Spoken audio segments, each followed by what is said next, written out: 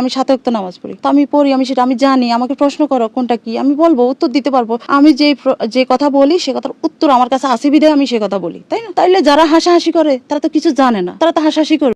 ঠিক আছে, আমি মানি আপনি 7 ওয়াক্ত নামাজ পড়েন, ফজর, জোহর, আসর, মাগরিব, এশা, 5 ওয়াক্ত, আর 2 ওয়াক্ত নফল নামাজ পড়ে, তাহলে 7 ওয়াক্ত হয়ে গেল।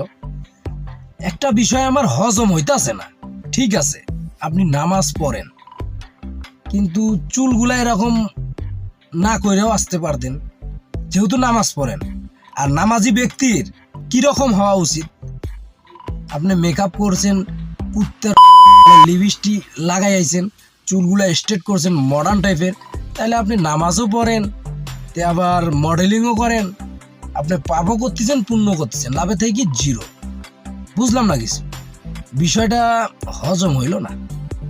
ঠিক আছে, আপনি নামাজ পড়েন, 5 ওয়াক্তর জায়গায় 7 ওয়াক্ত পড়েন, তাইলে কি আপনার পর্দা করাটা ফরজ হয় নাই? এইভাবে ক্যামেরার সামনে আসা আপনার কি ঠিক হয়েছে? আমরা সবসময় 5 ওয়াক্ত পড়ি, আপনি 7 ওয়াক্ত পড়েন, মানে আপনি 2 ধাপ এগিয়ে, কিন্তু পর্দার বিষয়ে তো 2 ধাপ এগিয়ে থাকতে হইলো হয়।